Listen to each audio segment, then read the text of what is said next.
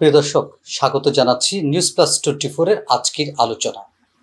ইতিমধ্যে আপনারা জেনেছেন ভারত পাকিস্তানের মধ্যে যে উত্তেজনা চলছে সেটি প্রকট আকার ধারণ করেছে। সীমান্তে প্রতিদিনই গোলাগুলির ঘটনা ঘটছে, একের পর এক চলছে মিসাইল পরীক্ষা। দুদেশের এই উত্তেজনাকর পরিস্থিতিতে উদ্বেগ তৈরি হচ্ছে দক্ষিণ এশিয়ায়। এর মধ্যে ভারতের প্রধানমন্ত্রী নরেন্দ্র মোদীর সাথে টেলিফোনে কথা বলেছেন রাশিয়ার প্রেসিডেন্ট ভ্লাদিমির পুতিন। এদিকে উত্তেজনা প্রশমনে জাতিসংঘের নিরাপত্তা পরিষদে বৈঠক ডাকা হয়েছে। আজকে আলোচনা করব দেশে বিদেশে বিভিন্ন গণমাধ্যমে পাকিস্তান এবং ভারতের উত্তেজনা নিয়ে যেসব সংবাদ প্রকাশিত হয়েছে সেসব সংবাদ নিয়ে। বিভিন্ন গণমাধ্যমে প্রকাশিত তথ্য থেকে জানা যাচ্ছে, ভূমি থেকে ভূমিতে নিক্ষেপণযোগ্য 450 কিলোমিটার পাল্লার ব্যালিস্টিক ক্ষেপণাস্ত্র পরীক্ষার 48 ঘন্টার মধ্যেই ফের আরেকটি ক্ষেপণাস্ত্র পরীক্ষা চালিয়েছে পাকিস্তান। এবারের ক্ষেপণাস্ত্রটি শর্ট রেঞ্জের, যার নাম রাখা হচ্ছে ফাত্তেয়া। এর পাল্লা 120 কিলোমিটার। পাকিস্তানি সেনাবাহিনী এ পরীক্ষার সত্যতা নিশ্চিত করেছে। এদিকে দুদেশের মধ্যে উত্তেজনাকর পারদ বাড়তে থাকায় জাতিসংঘের নিরাপত্তা পরিষদে জরুরি বৈঠক আহ্বান করা হয়েছে।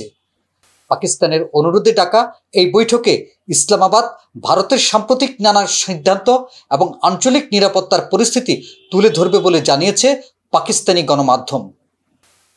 পাহেলগামে ভয়াবহ জঙ্গি হামলার প্রেক্ষিতে সোমবার ভারতের প্রধানমন্ত্রী নরেন্দ্র মোদীকে ফোন করেছেন রাশিয়ার প্রেসিডেন্ট ভ্লাদিমির পুতিন। এর আগে পাকিস্তান হামলার তদন্তে রাশিয়া ও চীনকে যৌথ তদন্ত কমিটি গঠনের আহ্বান জানায়।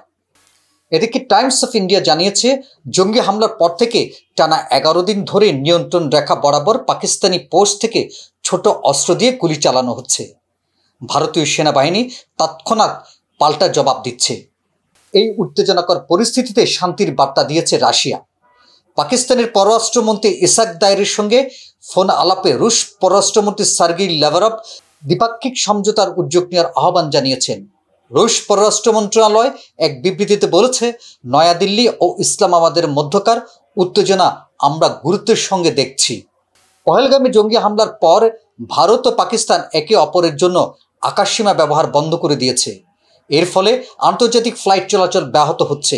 এয়ার ফ্রান্স, লুফথানসার মতো আন্তর্জাতিক বিমান সংস্থাগুলো পাকিস্তানের আকাশসীমা এড়িয়ে চলাচল করছে। দুই পারমাণবিক শক্তিধর দেশের মধ্যে এমন উত্তেজনা বিশ্বজুড়ে উদ্বেগ তৈরি করেছে। এদিকে উত্তেজনার ছোঁয়া লেগেছে বাংলাদেশ সীমান্তেও। ব্রাহ্মণবাড়িয়ার কসবা সীমান্তে ভারতীয় সীমান্তরক্ষী বাহিনী বিএসএফের গুলিতে নিহত হয়েছেন সাকিব মিয়া নামে এক বাংলাদেশি তরুণ। রোববার রাতে উপজেলার বায়েক ইউনিয়নের মান্দালা সীমান্তে এই ঘটনা ঘটে। নিহত সাকিব ওই এলাকার মোতালেব মিয়ার ছেলে।